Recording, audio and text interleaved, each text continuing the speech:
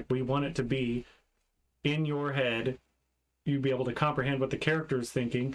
And so the character has to be, you know, like I said, we'll go back and forth and be like, they wouldn't do that, or they would see that differently, I think.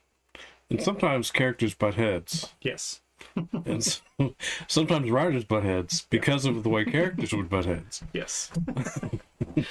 Yes, indeed. That does happen. And some of those we've had to go back and be like, you know what? I wasn't happy with how this turned out. Yeah. And I wasn't either. So let's just scrap it and rewrite it. Yeah. Sometimes it would be like, all right, and sometimes it's been like, do we even need this scene? Like, we put this in here. Like, and we wrote it back and forth, and it was really like, you know, we're gonna argue this out right here in the book, you know, while we're writing, and not say like, oh, I don't think they would say that, or I don't think they would do that. Instead, the character reacts and, oh yeah, well, what do you think about this? And then we've had to go back and be like, this wasn't really our characters. This was us trying to be like, no, I want my part in there. That's only happened a couple times. Yeah. Yeah. Which is good. I mean, some of that happening is good. I think it makes for a better story. Yeah.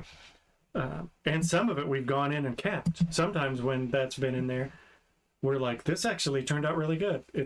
I'm kind of glad we had that little bit of pushback, because we were pushing back from the character's perspective. Yep.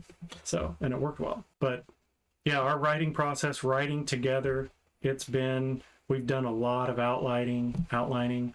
We write in shared documents. So most of the time, you know, one of us will write, the other one of us will write, and we'll review it together. Or a lot of the time recently, especially after those first little bit, has been writing together. So we're just writing in a shared document. We do a lot of calling and being like, hey, I'm driving home from work and I've been thinking about this thing. It popped into my head today. Here's the story idea, you know? Yeah. And then we're like, I got to get it out of my head. If I don't right now, I'm going to forget it. And this is some key point that came up that we don't want to forget. So a lot of texting ideas back and forth, a lot of like over the shoulder, backseat driver, like, yeah, I just got to get this out of my head. Okay, well, that's great, but that's not good writing. Like, I don't care if it's good writing. It's right. It's still writing. It's still that's right. It's getting words on the page. They can always be edited. Yeah. And revised. Yeah, I don't know how many days,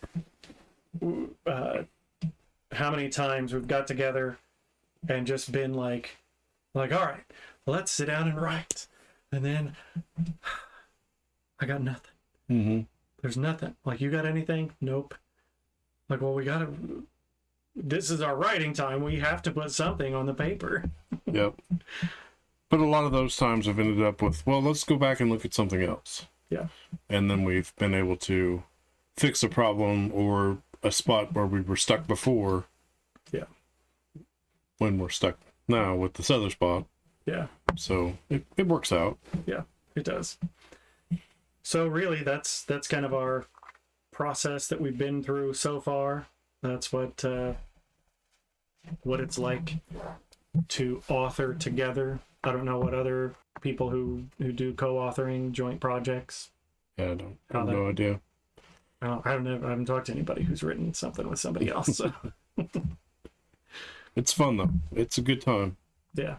And I think our writing is way better working together than either one of us could do. Yeah.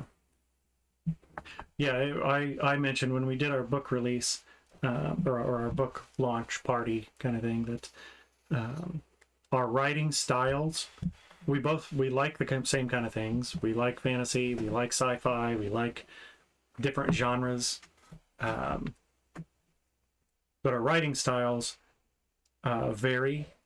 They're not like so polar opposite that there's a lot of conflict in how our writing styles go. But the way I described it was, if there was a path that got you, you left one village and got to the other village and you traveled the road to get there, Jared would write very much how the person got from A to B with all the conflict and the bridges along the way to get there. But it would be more direct, like the characters went down this road. It's a more direct storytelling.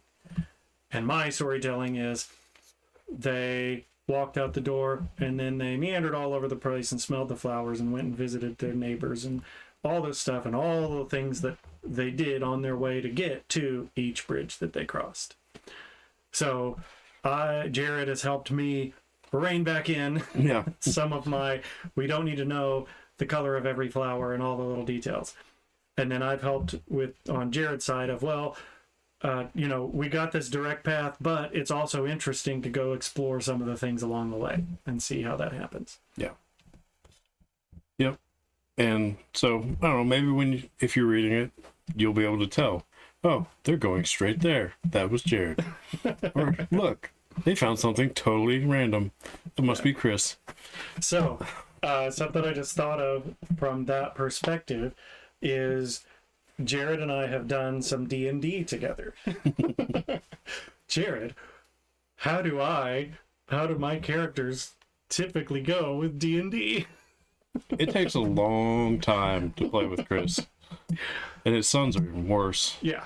But I'm very much like you